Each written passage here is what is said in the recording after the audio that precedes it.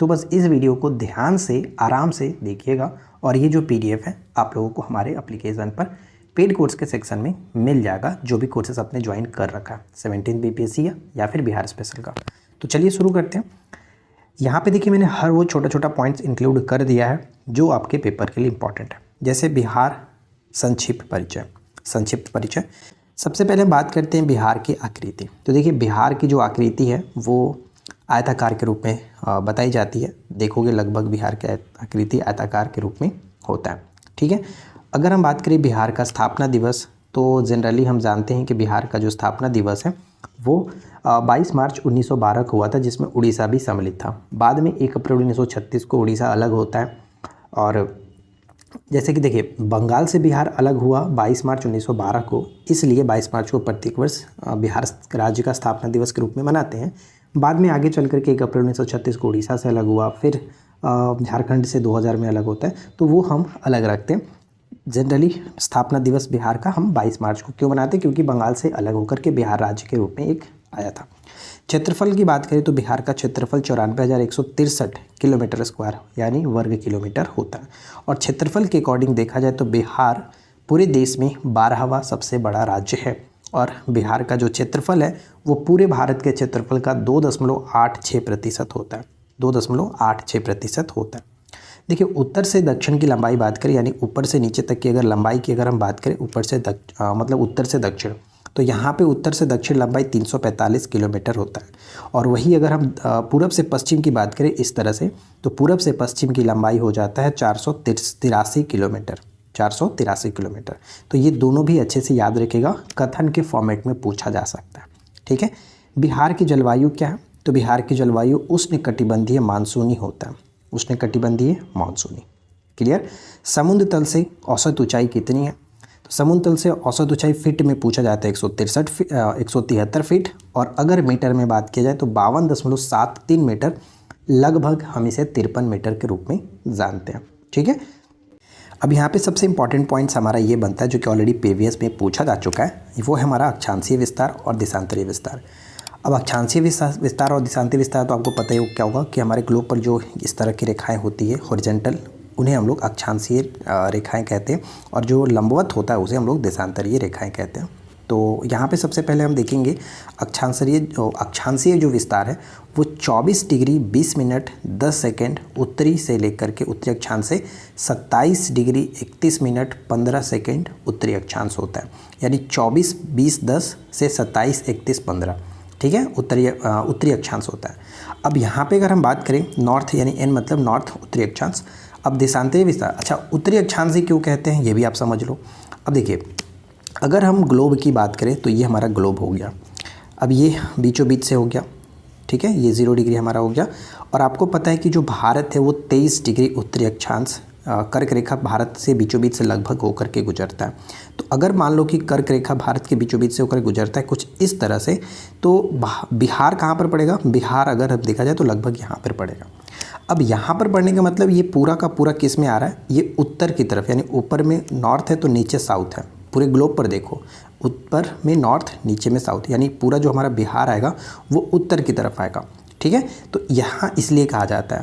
और अगर हम देशांतरीय विस्तार की बात करें तो देशांतरीय विस्तार कहाँ पे आ जा रहा है, तो इधर के साइड में आ जाएगा, इधर लगभग हमारा पूरब की तरफ आ जाता है, ठीक है। तो इसलिए यहाँ पे देशांतरीय विस्तार में इसे पूरब से दर्शाया जाता है। अब यहाँ पे देशांतरीय विस्तार कितना है, तो 83 डिग्री 19 मिनट 50 सेकेंड पूर्वी देशांतर से 88 डिग्री 17 मिनट 40 सेकेंड जो कि पूर्वी देशांतर होता है। तो ये थोड़ा सा याद रखना आपको कि 24 20 10 27 31 15 और यहाँ पे 83 19 50 से 88 17 40 ये होता है, ठीक है। ये आप 1-2 बार लिख करके याद करोगे तो याद हो जाएगा। अब जो सीमाएं होती है, बिहार की जो सीमा है वो किस तरह से, जिसे हम लोग चौहद्दी के नाम से जानते हैं। उत्तर में नेपाल होता है, बिहार के उत्तर में नेपाल है, दक्षिण में झारखंड राज्य है, पूरब में पश्चिम बंगाल है। यानी अगर बिहार के देखा जाए तो उत्तर में नेपाल और दक्षिण में हमारा झारखंड आता है, और पूरब में पश्चिम बंगाल है, और पश्चिम में उत्तर प्रदेश बसा हुआ है, ठीक है। तो ये कुल आपको याद रखना है। अब यहाँ पे कि सीमा से सटे राज्य कितने हैं, तो देखिए सीमा से सटे राज्यों की संख्या 3 है। जैसे कि एक तो हमारा पश्चिम बंगाल है, उत्तर प्रदेश है और झारखंड से सटता है, और ऊपर में तो क्या है, नेपाल आ जाता है। तो ये थोड़ा सा हम अलग रखते हैं। राज्यों की बात करें तो 3 राज्यों से अपनी सीमा साझा करता है।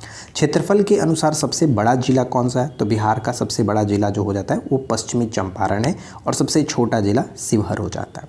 ये हम संक्षिप्त में बात कर रहे हैं, तो मैं मोटा मोटी आप लोगों को वो चीज़ बता रहा हूँ जो कि पेपर के लिए इम्पॉर्टेंट है। अब यहाँ पे हम आते हैं, जो कि एक और मैंने मैप बनाया है, और इसमें भी हमने कुछ एक्स्ट्रा चीज़ें इंक्लूड किया। जैसे सबसे बड़ी जो सिंचाई परियोजना है बिहार की वो है गंडक परियोजना, और कुल सिंचित क्षेत्र कितना है, तो बिहार का कुल सिंचित क्षेत्र हो जाता है 72.07 लाख हेक्टेयर। ठीक है, लाख हेक्टेयर होता है, मैंने यहाँ पे हेक्टेयर लिखा है, तो हेक्टेयर होता है, ये ध्यान रखिएगा। अब यहाँ पे देखिए, थोड़ा सा याद रखिएगा, जो बिहार में प्रमंडल कितने हैं, 9 प्रमंडल। बिहार में जिलों की संख्या 38 है, और अरवल जो कि सबसे आखिरी का जिला 38वां जिला है। अनुमंडल 101 अनुमंडल है। प्रखंड जो कि 534 प्रखंड है। पंचायत की बात करें तो 8067 पंचायत है। नगर निगम 19 है, और सबसे पहला पटना नगर निगम था, और सबसे आखिरी यानी सबसे लेटेस्ट जो 19वां नगर निगम बना है वो है सहरसा। नगर परिषद की संख्या 88 हो जाता है। ठीक है, विधानमंडल बिहार में द्विसदनीय विधानमंडल है, जिसमें विधानसभा और विधान परिषद दोनों आता है। तो विधानसभा में सीटों की संख्या बिहार में टोटल कितना है, तो 243, 243। ठीक है, 243, ये याद रखिएगा, 243 विधानसभा में सीटों की संख्या। विधान परिषद में सीटों की संख्या, विधान परिषद अपर सदन हो जाता है, विधानसभा जो कि लोअर सदन है। जैसे हम केंद्र में देखते हैं लोकसभा, राज्यसभा, उसी तरह से राज्यों में विधानसभा और विधान परिषद होता है। ठीक है, तो यहाँ पे विधान परिषद में सीटों की संख्या 75 है। बिहार में यानी केंद्र की अगर हम बात कर रहे हैं तो केंद्र में टोटल जो लोकसभा है, तो बिहार से कितनी सीटें उसमें साझा होती हैं, तो बिहार से लोकसभा में 40 सीटें होती है, जिसमें अनुसूचित जाति की सीटों की संख्या बात करें तो SC अनुसूचित जाति जो कि शेड्यूल कास्ट जो कि 6 सीट साझा होता है, और राज्यसभा में बिहार से सीटों की संख्या 16 है। ये 4 आपको अच्छे से याद रखना है कि विधानसभा में 243 सीट, विधान परिषद में 75 सीट, लोकसभा में बिहार से 40 सीट, राज्यसभा से 16 सीटें साझा होती हैं। विधानसभा में कुल आरक्षित सीटों की संख्या कितनी है, आरक्षित मतलब SC और ST की सीटों की संख्या कितनी है, तो टोटल सीटें 40 हैं, जिसमें SC 38 सीटें और ST की 2 सीटें साझा होती हैं। ठीक है, अब यहाँ पे देखिए ऑलरेडी ये भी क्वेश्चंस पूछे जा चुके हैं। जैसे कि हमने ऊपर में देखा था कि जो सीमाएं हैं वो अलग अलग राज्यों से साझा होती हैं। तो अगर आपसे पूछे कि उत्तर प्रदेश के साथ कितनी जिले अपनी सीमा साझा करते हैं, तो 8 जिलों साझा होता है। बंगाल से कितने जिले सटे हुए, तो 3 जिले साझा होते हैं। झारखंड से कितने जिले, 8 जिले साझा होती हैं, और नेपाल से टोटल 7 जिले साझा होती हैं। ठीक है, इस पर मैंने अलग वीडियो बना रखा है, ट्रिक से आपको याद भी करा है। अगर आपने वो देखा है तो अच्छी बात है, नहीं देखे तो हम लोग आगे भी डिस्कस कर लेंगे, कोई दिक्कत नहीं है। जैसा कि हम जानते हैं कि बिहार, जैसे कि सबसे पहले ये समझते हैं कि भारत जो है वो हम जानते हैं कि एक तरह सा कृषि प्रधान देश है। ठीक उसी तरह से बिहार जो है वो भी एक तरह का कृषि प्रधान राज्य हो जाता है, क्योंकि यहाँ के 76% जो जनसंख्या है वो कृषि पर निर्भर करते हैं। ठीक है, सबसे अधिक फसल गहनता किस जिले की है, तो शिवहर जिले की है। और हम जानते हैं शिवहर जो है वो जनसंख्या घनत्व के मामले में भी शीर्ष पर है। ठीक है, सबसे कम गहनता है कि फसल गहनता पूर्णिया जिले का होता है, पूर्णिया जिले की। कृषि क्षेत्र के विकास के लिए पिछले 2 से 3 वर्ष पहले हम ये याद रखे थे कि बिहार में कृषि विकास के लिए बिहान ऐप स्टार्ट किया गया था। तो बिहान ऐप का संबंध किससे है, तो कृषि क्षेत्र के विकास के लिए कृषि विभाग के द्वारा लॉन्च किया गया है। राइट, जल स्रोतों के संरक्षण में शीर्ष जिला कौन सा है, तो बक्सर। जल स्रोतों के संरक्षण में बक्सर शीर्ष पर है, याद रखिएगा। जो हमारा आर्थिक सर्वेक्षण है जिसमें बताया गया कि प्राथमिक क्षेत्र का हिस्सा, यानी प्राथमिक क्षेत्र में कृषि आता है, तो इसमें प्राथमिक क्षेत्र में हिस्सा कितना है, तो 20% का हिस्सा है। बढ़ोतरी कितनी की गई है, तो 6.7% की बढ़ोतरी की गई है। राइट, यहाँ पे जो भी मैं आपको बता रहा हूँ वो करंट से रिलेटेड है, और साथ ही साथ स्टैटिक का भी क्वेश्चन यहाँ पे इंक्लूडेड है। तो मतलब एक तरह से मोटा मोटी आपका दोनों तरह से कवर हो रहा है। तो बस आप आराम से देखिए एंड तक, और सब कुछ अच्छे से याद रखिएगा। जो भी चीज़ें बताई जाएंगी उनको याद रखना। अब हम आगे बढ़ते हैं और इसमें देखते हैं कि कौन कौन से उत्पादन में बिहार का थोड़ा सा रैंक अच्छा है।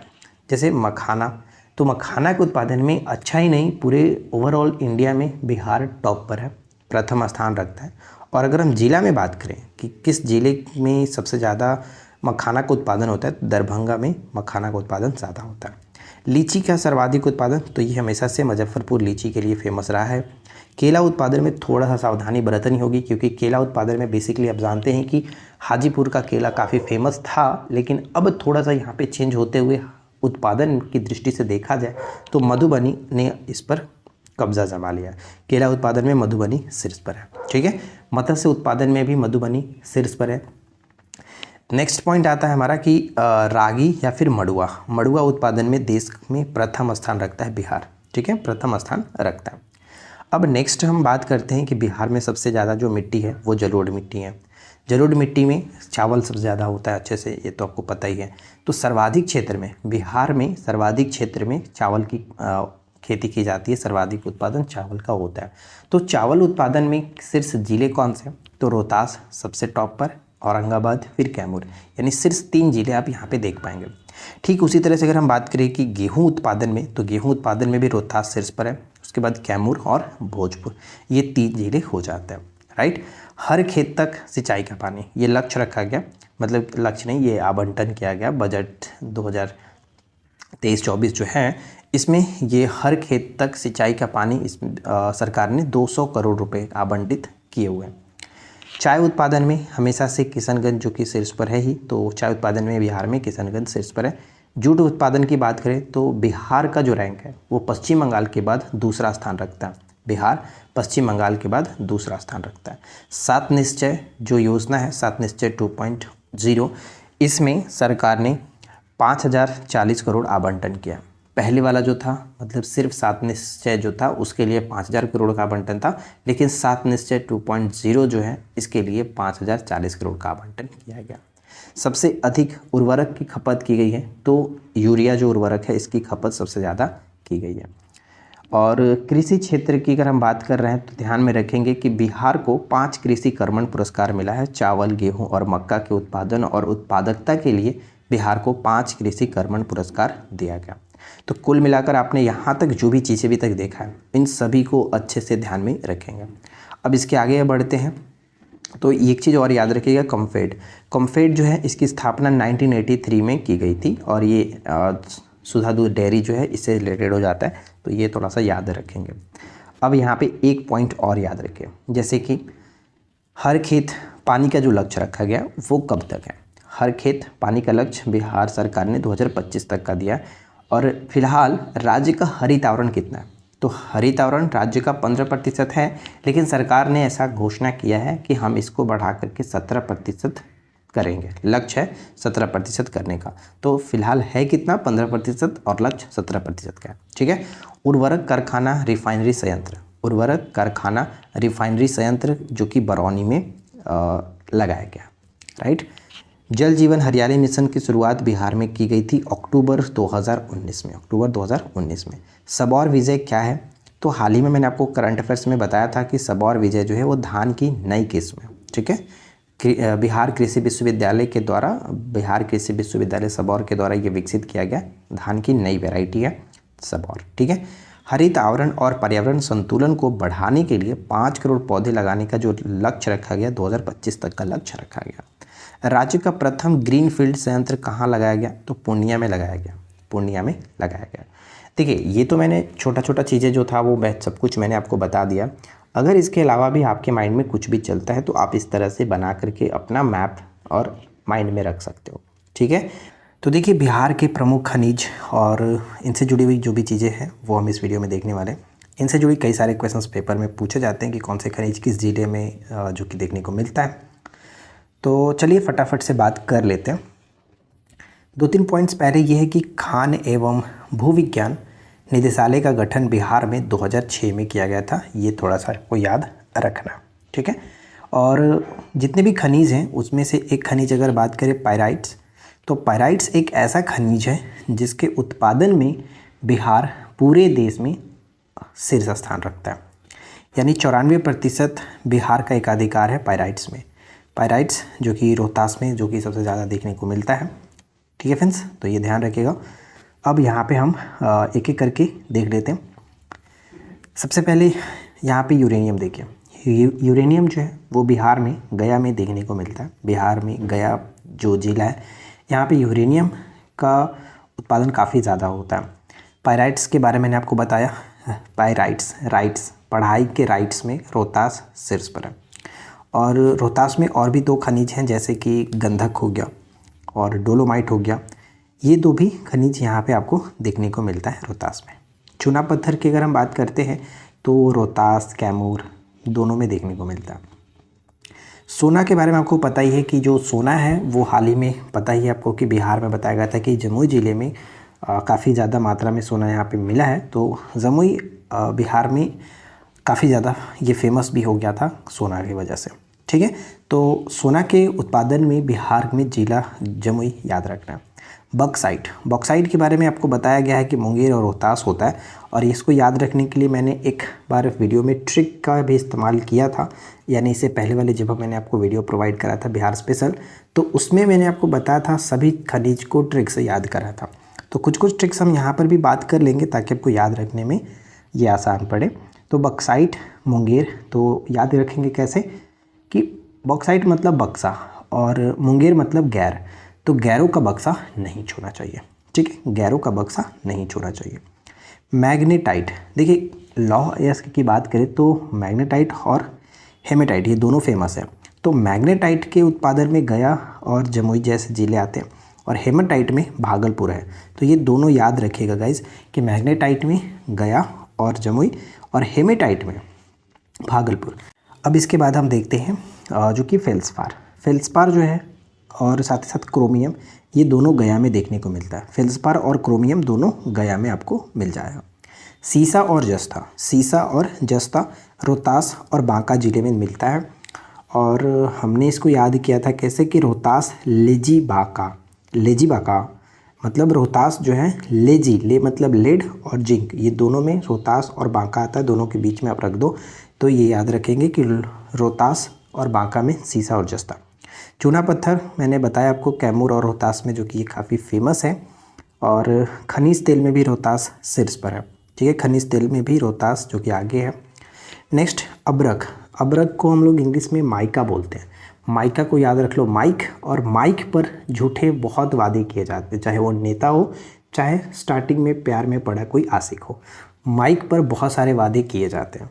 तो ये थोड़ा सा याद रखना आप लोग। अबरक नवादा, ठीक है, वादा, अबरक वादा नवादा। ठीक है, टाइटेनियम हो गया, वेनेडियम हो गया, गैलियम हो गया। इन तीनों खनिज में आपको कैमूर आगे है, कैमूर को याद रखेंगे। क्वार्ट्ज और सिलिका यानी कि क्वार्ट्जाइट और सिलिका, इसमें मुंगेर भागलपुर देखने को मिलता है। तो जो स्टार्टिंग में रखा जाता है उसको माना जाता है कि उसमें ज़्यादातर उत्पादन होता है। तो यहाँ पे मानते हैं मुंगेर, मतलब मुंगेर का मतलब गैर, और गैरों के क्वार्टर में भी नहीं जाना चाहिए भाई। जैसे कि गैरों के बक्सा को नहीं छूना चाहिए, उसी तरह से गैरों के क्वार्टर में भी नहीं जाना चाहिए। तो क्वार्ट्ज यानी क्वार्ट्जाइट, क्वार्टर और सिलिका, इसमें मुंगेर है। चीनी मिट्टी भागलपुर में है, चीनी मिट्टी भागलपुर में, ये ध्यान रखिएगा। ग्रेनाइट जो है वो भी भागलपुर में देखने को मिलता है। ठीक है, तो कुल मिलाकर के बात करें तो ये छोटा सा जो वीडियो रहा वो हम खनिज पर डिस्कस किए। और आई होप कि ये छोटा सा वीडियो आप लोगों के लिए बहुत हेल्पफुल रहेगा। अगर आपने इस वीडियो को यहाँ तक कंप्लीट वॉच किया है तो कहीं ना कहीं आप लोगों को ये चीज़ याद रहेगा और आसानी से आप पेपर में गेस कर पाओगे। अब देखिए नोट, एक छोटा सा पॉइंट मैंने और इंक्लूड किया कि बिहार में जो खनिज है वो अधिकांश मात्रा में दक्षिण बिहार में मिलता है। ठीक है, दक्षिण बिहार में देखने को आपको मिलता है। अब बात करते हैं मेन मुद्दे की बात। तो सबसे पहले मैं आपको बता दूं कि भारत में अंतिम जो जाति जनगणना की गई थी वो 1931 में किया गया था। 1931 में किया गया था। ठीक है, और अगर हम इस वर्ष की बात करें तो स्वतंत्रता के बाद बिहार जो है वो पहला राज्य बना है। बिहार पहला राज्य है जो जातिगत जनगणना के आंकड़े जारी किया। सेकेंड राज्य कर्नाटक था और थर्ड जो राज्य बना है वो तेलंगाना बना है। यानी ये चीज़ आपको याद रखना है कि जातिगत जनगणना कराने वाला बिहार पहला, कर्नाटक दूसरा और तेलंगाना तीसरा है। राइट, अब अगर हम बात करें यहाँ पे कि जो ये जनगणना के आंकड़े जारी हुए तो इसमें राज्य की कुल जनसंख्या कितनी बताई गई। तो जनरली हम जनगणना 2011 की बात करते हैं तो उसमें जानते हैं कि बिहार की जो जनसंख्या है 10 करोड़ 41 लाख इस तरह से हम देखते हैं, ठीक है। लेकिन अब जो जनगणना हुई, जातिगत जनगणना 23 में हुआ, इसमें राज्य की जो जनसंख्या सामने आया वो 13 करोड़ 7 लाख, 13 करोड़ 7 लाख की जनसंख्या सामने आई है, ठीक है। तो ये चीज़ याद रखिएगा कि राज्य की जनसंख्या 13 करोड़ हो चुकी है। पहले 10 करोड़ जो हम जानते थे, अब वो 13 करोड़ है। क्लियर। तो अब स्टार्ट करते हैं जातिगत जनगणना 23। तो देखिए ये 2 चरणों में संपन्न हुआ, 2 चरणों में संपन्न हुआ, जो कि स्टार्ट हुआ था 7 जनवरी 23 से, 7 जनवरी 23 से, ठीक है। अब इसमें जो कोटिवार जो प्रतिशत आपको देखने को मिलेगा अलग अलग जातियों का, जैसे कि हम यहाँ पे देखेंगे ओबीसी, ठीक है। ओबीसी पिछड़ा वर्ग जिसको हम कह सकते हैं, ओबीसी में 27.12%, 27.12%। और सबसे अधिक जो है वो अति पिछड़ा वर्ग यानी कि ईबीसी जो आते हैं, ईबीसी 36.01%, 36.01%। एससी की प्रतिशतता की बात करें तो 19.65 और एसटी जो होते हैं वो 1.68। अच्छा, जनगणना जब मैंने आपको कराया था तो उसमें थोड़ा सा मिस्टेक मैंने किया था, वहाँ पे एसटी की जो संख्या थी वो 13% नहीं, वो 1.3% था। मैंने मिस्टेक कर दिया था, वहाँ पे पॉइंट बताना आप लोगों को भूल गया और मैंने भी ध्यान दिया नहीं, तो बस जैसे ही बता दिया था। तो काफ़ी लोगों ने इस पर कमेंट किया था कि 13% नहीं 1.3% होगा, तो ये थोड़ा सा मेरे से मिस्टेक था, उसके लिए मैं माफ़ी चाहूँगा। तो देखिए यहाँ पे एसटी के आपको याद रखना है कि 1.68% है और जनरल जो है वो 15.52%, 15.52%। कुल मिलाकर के 100% ये है। तो सबसे ज़्यादा आपको याद रखना है कि किसकी संख्या है आपको देखने को मिलेगा, ईबीसी 36.01%। सेकेंड जो आता है वो ओबीसी है, दोनों की मिलाकर के 63% अकेले हैं, ठीक है, दोनों मिलाकर के 63%। अब यहाँ पे आता है हमारा कि राज्य में कुल जातियों की संख्या कितनी बताई गई। राज्य में कुल जो जातियों की संख्या बताई गई लगभग 214 जातियाँ बताई गई हैं, 214 जातियाँ, ठीक है फ्रेंड्स। कुल कितने धर्म इसमें शामिल हुए, तो कुल 6 धर्मों को शामिल किया गया और वो 6 धर्म कौन कौन से हैं, तो आबादी के अनुसार आप इनको देख सकते हैं। सबसे ज़्यादा हिंदू हैं 81.99% यानी कि 82% आप कह सकते हैं। मुस्लिम 17.7%, ईसाई 0.05, सिख 0.101, बौद्ध होते हैं 0.085 और जैन होते हैं 0.009%। यानी सबसे ज़्यादा अगर देखा जाए तो सबसे ज़्यादा यहाँ पे सर्वाधिक जो जनसंख्या है किसकी है, हिंदू की है, और सबसे कम जैन की है, ठीक है। क्लियर है यहाँ तक। अब यहाँ पे एक चीज़ और याद रख सकते हैं कि सर्वाधिक जनसंख्या वाली जाति कौन सी है, तो सर्वाधिक जनसंख्या वाली जो जाति है ये वो यादव जाति है और यादव ओबीसी के अंतर्गत आते हैं और इनकी जो संख्या है वो 14.26%, 14.26% है। सेकेंड रैंक पर मोची आते हैं, मोची की संख्या 5.25% और ये एससी के अंतर्गत आते हैं, ठीक है। तो कुल मिलाकर जो भी चीज़ें यहाँ पे आपको मैंने छोटा सा डाटा दिया, ब्रीफ में मैंने आप लोगों को समझाया कि जातिगत जनगणना हमें क्या क्या चीज़ आपको याद रखना है। इससे ज़्यादा आपको एक्स्ट्रा कुछ याद रखने की ज़रूरत नहीं है। जो भी अगर पूछा जाएगा तो वो परसेंटेज पूछा जा सकता है या फिर आपसे ये पूछा जाता है कि कौन सी जाति की संख्या सबसे ज़्यादा है, किसकी कम है। तो ये थोड़ा सा आपको बस याद रखना है। बिहार जनगणना ये कराने वाला, जातिगत जनगणना कराने वाला पहला राज्य बना है, ये सबसे खास बात हो जाता है क्योंकि बिहार अगर किसी चीज़ में पहले आता है तो ये थोड़ा सा हाईलाइटेड क्वेश्चंस बन जाते हैं पेपर के लिए, ठीक है। और ऐसा आज़ादी के बाद पहली बार कराया है किसी राज्य ने, तो जाहिर सी बात है कि बहुत ज़्यादा ये हमें प्राउड वाली बात हो जाती है। तो थोड़ा सा ये चीज़ आपको याद रखना है गाइस। आई होप ये छोटा सा वीडियो आप लोगों को हेल्पफुल रही होगी और आज की इस क्लास को शुरू करते हैं। तो हम जानते हैं कि इससे पहले बिहार में 3 कृषि रोड मैप जारी किए जा चुके थे और चौथा रोड मैप जो है कृषि रोड मैप ये 1 अप्रैल 2023 से लागू हो चुका है, ठीक है। तो ये ध्यान रखेंगे। जलाशय शोध संस्थान बक्सर के डुमरांव में लगाया गया, जलाशय शोध संस्थान डुमरांव बक्सर में ये बनाया गया। और बक्सर से रिलेटेड एक क्वेश्चन मैंने प्रीवियस वीडियो में बात किया था जिसमें हमने ये देखा था कि जल स्रोतों के संरक्षण में कौन सा जिला शीर्ष पर है, तो बक्सर शीर्ष पर है, ये याद रखेंगे। जैविक खेती प्रशिक्षण केंद्र कहाँ पर, तो जैविक खेती प्रशिक्षण केंद्र पटना के फतुहा में जो कि स्टार्ट हुआ है। और पिछले वीडियो में हमने ये भी बात किया था कि बिहार को अब तक 5 कृषि कर्मण पुरस्कार दिए जा चुके हैं, तो ये याद रखिएगा, बहुत इंपॉर्टेंट रहने वाला है। इथेनॉल उत्पादन प्लांट जो है वो पूर्णिया मुजफ्फरपुर में भी लगेगा, मतलब लगा है पूर्णिया और मुजफ्फरपुर में। लघु विकास संस्थान कहाँ पर बनाया गया? लघु विकास संस्थान ये पटना में। दृष्टि ऐप एक लॉन्च किया गया था बिहार के जल संसाधन विभाग के द्वारा, दृष्टि ऐप। और इस ऐप का जो मकसद है वो ध्यान रखिएगा कि सिंचाई और बाढ़ की योजनाओं की मॉनिटरिंग के लिए इस ऐप को लॉन्च किया गया था, दृष्टि ऐप। ठीक है। बिहार में नालंदा जो जिला है यहाँ पर हाइड्रोपोनिक्स की शुरुआत की गई है। और हाइड्रोपोनिक्स का मतलब तो आपको पता ही है, हाइड्रोपोनिक्स, हाइड्रो मतलब जल, जल से खेती, बिना मिट्टी के खेती की जाती है, वहाँ पे उसको हाइड्रोपोनिक्स कहा जाता है। और ये नालंदा ज़िले में शुरू हुआ है। ठीक है। फल सब्जी निर्यात केंद्र पटना में बना है, ये याद रखिए, फल सब्जी निर्यात केंद्र पटना में। जैविक खेती गलियारा योजना जो शुरू हुआ है 22 से 25 तक के लिए, इसमें कुल 13 जिले शामिल हैं। इस कॉरिडोर में टोटल 13 जिले शामिल हैं। ये पॉइंट इम्पॉर्टेंट रहने वाला है, याद रखिएगा। अब यहाँ पे एक चीज़ और जो कि बहुत ज़्यादा महत्वपूर्ण है, जैसा कि हम जानते हैं कि बिहार की मुख्य खाद्यान्न जो फसल है वो धान है। और धान से जुड़ी अगर बात करें तो सर्वाधिक धान और गेहूं का उत्पादक कौन सा जिला करता है? रोहतास जिला करता है। कल हमने वीडियो में भी बात किया हुआ है। ठीक है। सर्वाधिक धान और गेहूं का उत्पादक रोहतास करता है। मक्का उत्पादन में कटिहार है। चाय उत्पादन में किशनगंज है, ये भी मैंने आपको बताया था। दलहन में पटना, याद रखिएगा। लीची की बात करें तो ये मुजफ्फरपुर हो जाता है, मुजफ्फरपुर की सादी लीची फेमस है ही। अमरूद उत्पादन में नालंदा शीर्ष पर चल रहा है। आलू में पटना शीर्ष पर चल रहा है। प्याज उत्पादन में नालंदा शीर्ष पर है। गन्ना उत्पादन में पश्चिमी चंपारण शीर्ष पर है।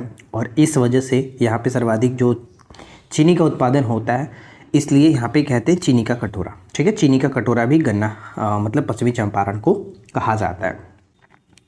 तो बिहार में जो हाल ही में महोत्सव मनाए गए हैं और पहले से भी मनाया जाता है, उनको हम यहाँ पे देखने वाले हैं। तो सबसे पहले हम स्टार्ट करते हैं थावे महोत्सव। थावे महोत्सव हम जानते हैं कि गोपालगंज में मनाया जाता है, इसको याद रखिएगा, बहुत इंपॉर्टेंट ये मेला है जो कि हर साल लगता है और पेपर में भी कई बार आपको देखने को मिला होता है। थावे महोत्सव गोपालगंज। उसके बाद अगर हम यहाँ पे देखें, जैसे कि हरियर क्षेत्र का सोनपुर जो मेला है वो कहाँ लगता है?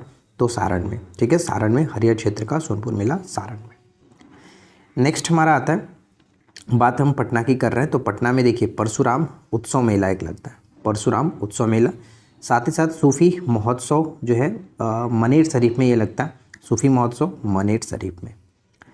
और इसके बाद अगर हम आगे की बात करें तो कैमूर की अगर हम देखें तो कैमूर में देखिए मुंडेश्वरी महोत्सव एक, जो कि कैमूर में ये स्थित है। मुंडेश्वरी जो देवी हैं वहाँ पर ये मेला भी लगाया जाता है, कैमूर में स्थित है। साथ ही साथ यहाँ पे एक और याद रखिएगा, पटना में हम बात कर रहे हैं उलार धाम। ठीक है। उलार धाम पटना में है। साथ ही साथ पटना में हाल ही में करंट में मैंने आपको कराया था, जैसे कि आम महोत्सव पटना में मनाया गया, कौमुदी महोत्सव मनाया गया था। ठीक है। कैमूदी महोत्सव मनाया गया था। मखाना महोत्सव मनाया गया। तो ये सब पटना में मनाया गया हाल ही में, आप इनको भी याद रखेंगे। नेक्स्ट हमारा आता है कि जैसे कि सिवान। तो सिवान की अगर हम बात करें तो सिवान में आप देखेंगे कि मेहंदार महोत्सव, मेहंदार जो महोत्सव है वो सिवान में मनाया गया। साथ ही साथ अगर दरभंगा की बात करें तो दरभंगा में मिथिला लोक महोत्सव मनाया गया, लोक उत्सव, मिथिला लोक उत्सव, ये चीज़ याद रखें। मधुबनी की अगर हम बात करें तो ध्यान रखिए कि मधुबनी में 2-3 महोत्सव यहाँ पे मनाया गया। एक तो उच्चेठ महोत्सव है, उच्चेठ महोत्सव, मिथिला महोत्सव और मार्तंड महोत्सव। खास करके मार्तंड और उच्चेठ याद रखिएगा, नाम थोड़ा सा टिपिकल है तो हो सकता है पेपर में कंफ्यूज कर सके आपको, तो याद रखेंगे मधुबनी में उच्चेठ और मार्तंड।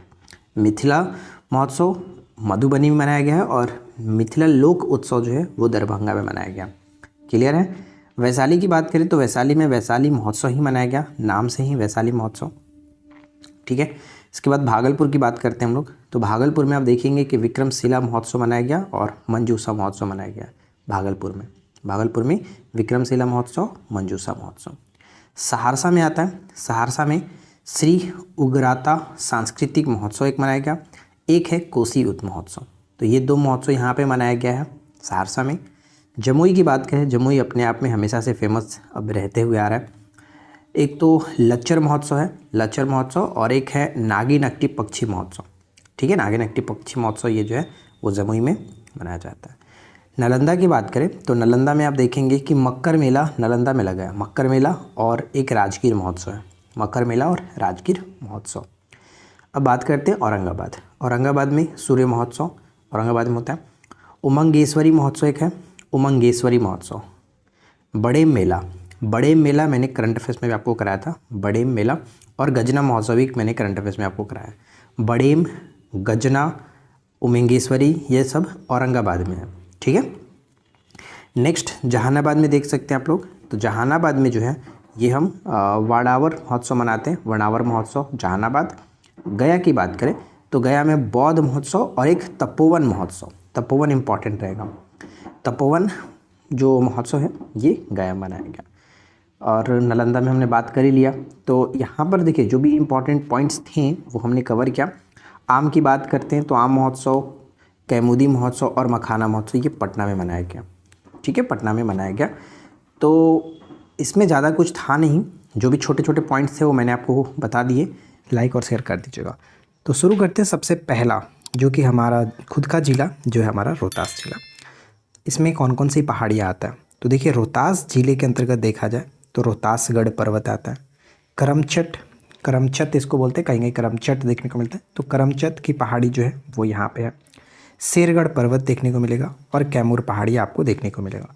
कैमूर पहाड़ी जो है वो बिंद जो पर्वतमाला है, बिंद पर्वतमाला उसका हिस्सा ये माना जाता है कैमूर पहाड़ी। तो ये सब के सब जो है वो रोहतास के अंतर्गत आते हैं। कैमूर जिले में पड़ता है मुंडेश्वरी पर्वत। माँ मुंडेश्वरी का यहाँ पे काफ़ी अच्छा धाम भी है, पर्यटन स्थल, और ये पहले से काफ़ी ज़्यादा विकसित भी हो रहा है। तो अगर आप यहाँ पे आसपास हैं तो ज़रूर यहाँ पे विजिट करिए। तो कुल मिलाकर यहाँ पे रोहतास और कैमूर में ये सब पर्वत देखने को मिलता है। और सबसे ज़्यादा जो पूछा जाता है पेपर में वो हमारा है पश्चिमी चंपारण का। जो सबसे उत्तरी जो जिला है पश्चिमी चंपारण, इसकी सबसे ऊंचा जो बिहार में सबसे ऊंचा जो चोटी माना जाता है वो सोमेश्वर श्रेणी में ही आता है। सोमेश्वर की श्रेणी, ठीक है, सोमेश्वर की पहाड़ी तो चंपारण जिले के अंतर्गत आता है। अब देखिए ये जो है वो शिवालिक पर्वत का हिस्सा माना जाता है। पश्चिमी चंपारण में जो सोमेश्वर पहाड़ी है वो शिवालिक श्रेणी का हिस्सा माना जाता है। और ये 3 तरह से बटा हुआ है। इस तरह से आप देखेंगे तो ऊपर वाला जो श्रेणी है वो आता है सोमेश्वर श्रेणी, बीच में हरहा नदी जो घाटी है वो बीच में है। इन दोनों के बीच में यानी रामनगर दून श्रेणी के और सोमेश्वर श्रेणी के बीच में हरहा नदी घाटी जो है वो पड़ता है। तो ये तीनों मैंने यहाँ पे डिनोट कर दिया, तीनों को ध्यान में रखेंगे। अब इधर अगर हम बढ़े तो औरंगाबाद देखेंगे। औरंगाबाद जो जिला है इसमें एक पहाड़ देखने को मिलेगा, उमगा पहाड़। उमगा पहाड़ तो नाम से क्लियर होगा, जैसे कि ऊ आप जब लिख रहे हैं तो ये आप अ की तरह लिख रहे हैं तो औरंगाबाद भी इस तरह से लिखाता है।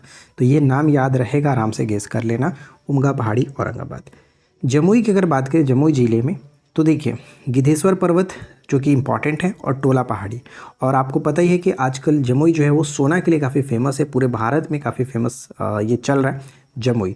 और अब साथ ही साथ बिहार को 2 नया रामसर स्थल भी दिया, मतलब कि भारत के रामसर स्थल में बिहार से 2 नए रामसर स्थल को जोड़ा गया और इस तरह से टोटल बिहार में 3 रामसर स्थल हो जाते हैं। अब आता है मुंगेर। तो मुंगेर के अंतर्गत एक पहाड़ी देखने को मिलता है आपको कि खड़गपुर की पहाड़ियाँ, ठीक है, बिहार की सबसे पुरानी पहाड़ियों में से माना जाता है खड़गपुर की पहाड़ी। तो ये आपको याद रखना है। नेक्स्ट आगे बढ़ते हैं और इसके बाद अगर हम देखें तो जहानाबाद के बारे में बात करते हैं।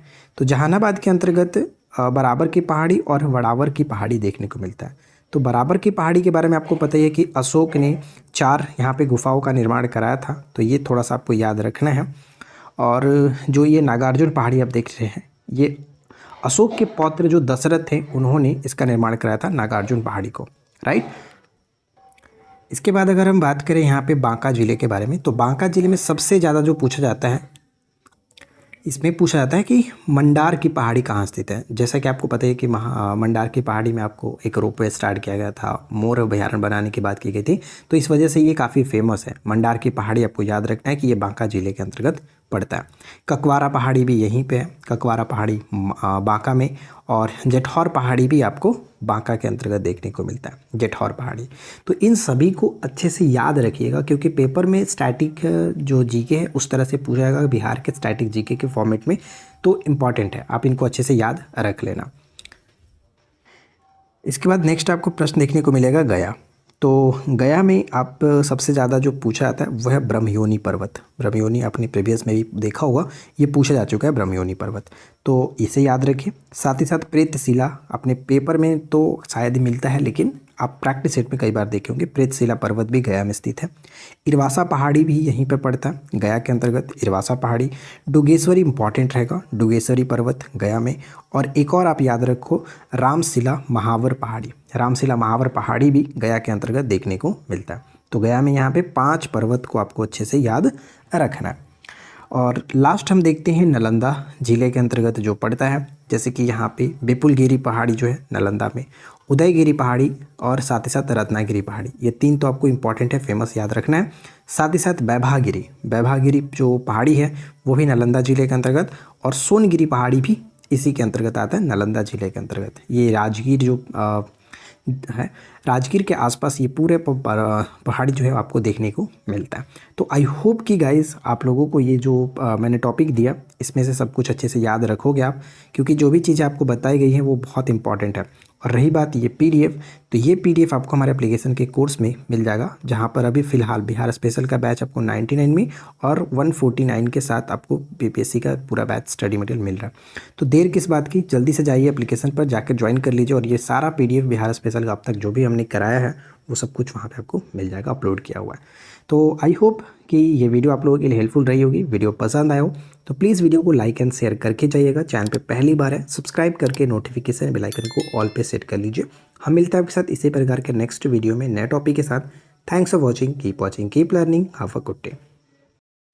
Hello everyone, welcome back to online study on. आज की इस वीडियो में हम बात करेंगे बिहार की भूगर्भिक संरचना, या फिर हम यूँ कहें तो हम सिंपल से भाषा में कह सकते हैं कि बिहार की जो चट्टान है उनके बारे में डिस्कस करने वाले हैं।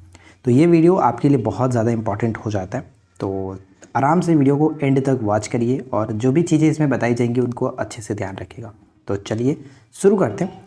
देखिए यहाँ पे अगर हम बात करें कि बिहार की भूगर्भिक संरचना को कितने भागों में बांटा जाता है, तो सबसे पहला पॉइंट आपको ये याद रखना है कि भूगर्भिक संरचना की दृष्टि से बिहार के चट्टानों को उपरोक्त 4 भागों में विभाजित किया जाता है। उपरोक्त 4 भाग कौन कौन से? तो यहाँ पे धारवाड़, विंध्यन, टर्शियरी और क्वाटनरी, ये 4 टाइप के चट्टानों को बिहार में विभाजित किया जाता है। भूगर्भिक संरचना के अध्ययन हेतु विभिन्न युग में निर्मित चट्टानों का प्रयोग किया जाता है। प्री कैम्ब्रियन काल से लेकर के चतुर्थ काल की तक की चट्टानें इसमें पाई जाती हैं, और कुछ चट्टानें अभी भी जो कि निर्मित है, मतलब निर्माण हो रहा है। तो यहाँ पे हम आज इस वीडियो में यही चीज़ देखने वाले हैं, 4 प्रकार के चट्टानों को देखेंगे। तो सबसे पहले हम स्टार्ट करते हैं धारवाड़ चट्टान। जैसे कि आप यहाँ पे देख पाएंगे कि बिहार के दक्षिण पूर्वी भागों में ये चट्टानें देखने को मिलता है कुछ इस तरह से, यानी ये जो क्षेत्र आप देख रहे हैं ये धारवाड़ चट्टान का है, ठीक है। तो इन्हीं के बारे में हम थोड़ा सा और डिटेल में बात कर लेते हैं कि ये जो चट्टानें हैं बिहार के दक्षिण पूर्वी भाग में देखने को मिलता है। क्षेत्र की अगर बात करें तो बिहार शरीफ, शेखपुरा, जमुई, मुंगेर में जो खड़गपुर की पहाड़ी है, नवादा, राजगीर, गया, इन सभी क्षेत्रों में बिहार के दक्षिण पूर्वी भाग में देखने को मिलता है।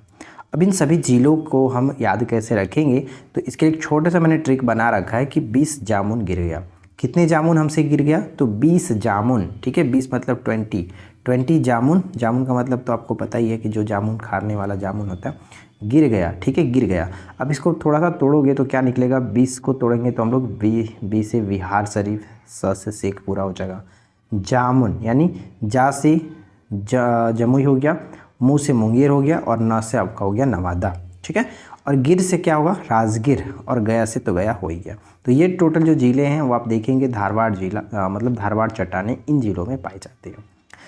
और मैंने यहाँ पे मैप के थ्रू भी बताया है कि कौन सा चट्टान किधर देखने को मिलता है। यहाँ पे मैंने सब कुछ अच्छे से बता रखा है मैप के थ्रू कि कौन सी चट्टानें किधर देखने को मिलता है।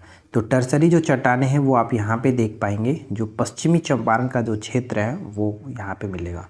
क्वाटनरी चट्टान बिहार में ज़्यादातर आपको यहाँ पे देखने को मिलेगा, गंगा के क्षेत्र के आसपास का जो क्षेत्र है, गंगा के मैदान के आसपास का क्षेत्र, इधर देखने को मिलता है। और विंध्य जो चट्टान है वो रोहतास और कैमूर में खास करके यहाँ पे मिला है।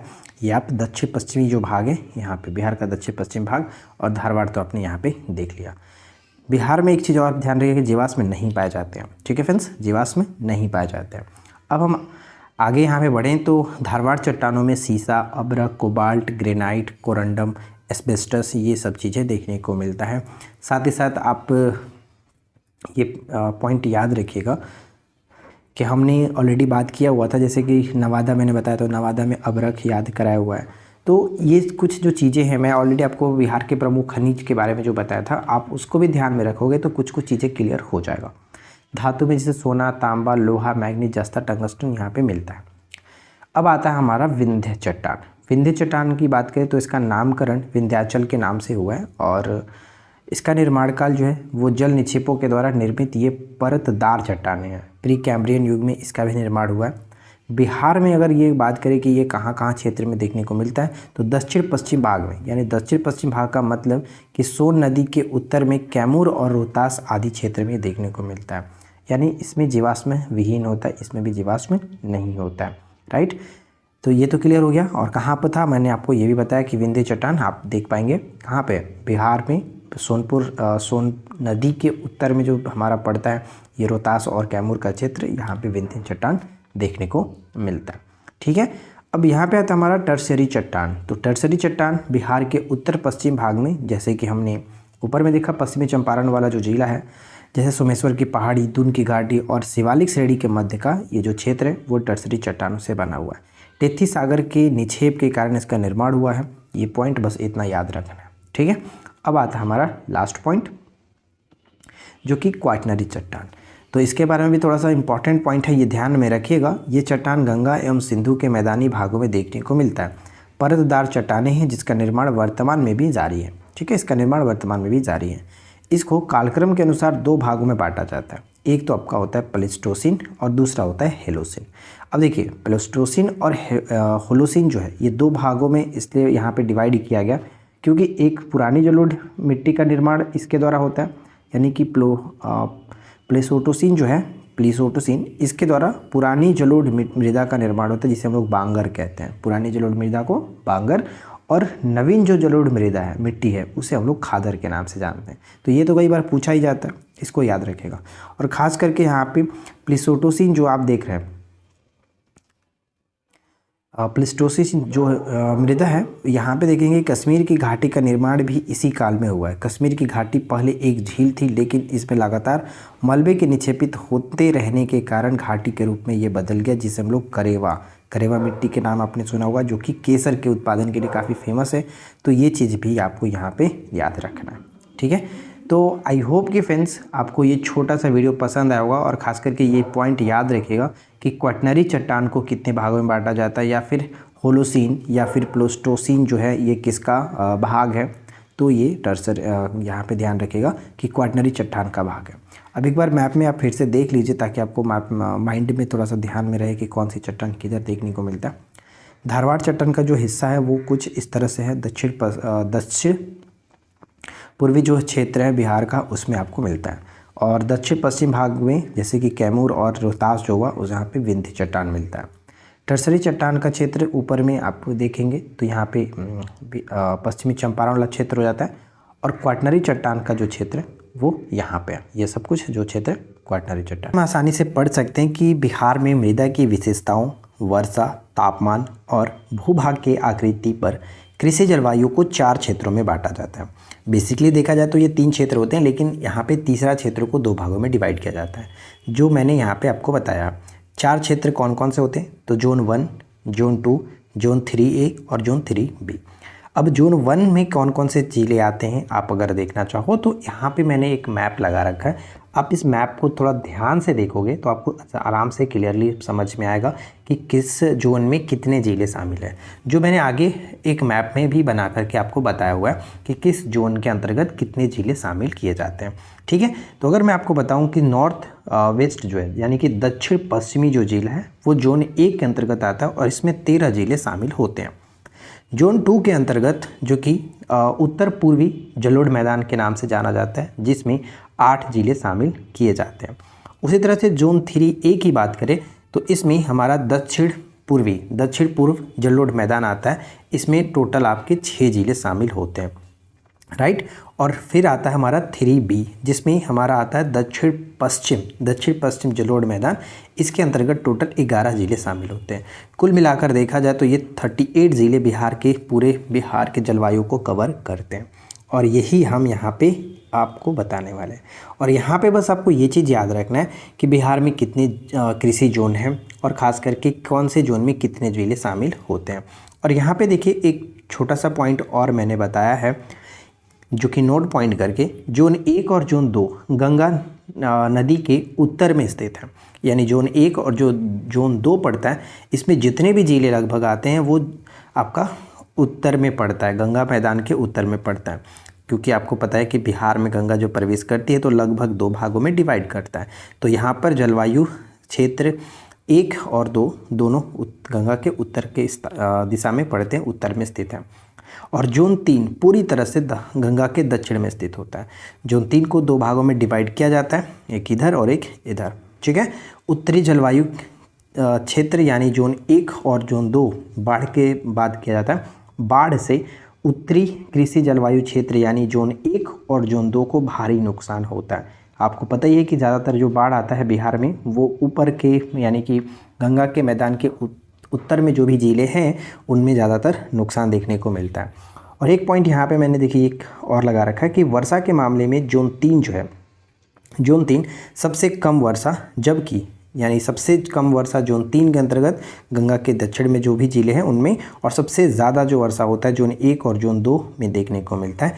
और देखिए जोन 1 में क्या होता है कि मध्यम वर्षा और जोन 2 में उच्च वर्षा देखने को मिलता है। और जोन 2 में जब उच्च वर्षा की हम बात कर रहे हैं तो मानसून के दौरान सबसे अधिक वर्षा जोन 2, यहाँ पे आप देख पाएंगे ये लगभग एक बताया गया है कि 1105.9 mm की वर्षा होती है। और सबसे ज़्यादा वर्षा हम जानते हैं किशनगंज में देखने को मिलता है, तो ये थोड़ा सा याद रखेंगे। अब वही चीज़ को मैंने यहाँ पे मैप के थ्रू बताने की कोशिश की है। जैसे कि एक मैप मैंने बिहार का मैप बनाया और यहाँ पे मैंने चारों तरफ बनाया है। जैसे कि जोन 1 हो गया, जोन 2 हो गया और जोन 3 को भी 2 डिवाइड में हमने कर दिया, 2 भागों में डिवाइड किया।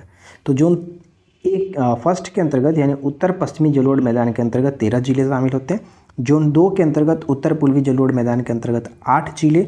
और उसी तरह से जोन 3 को अगर हम डिवाइड करते हैं तो जोन ए और जोन बी, जोन ए के अंतर्गत जिसे हम लोग दक्षिण पूर्व जलोढ़ मैदान के नाम से जानते हैं, इसमें 6 ज़िले शामिल होंगे। और जोन 3 बी जो है इसमें दक्षिण पश्चिम जलोढ़ मैदान 11 ज़िले शामिल होते हैं।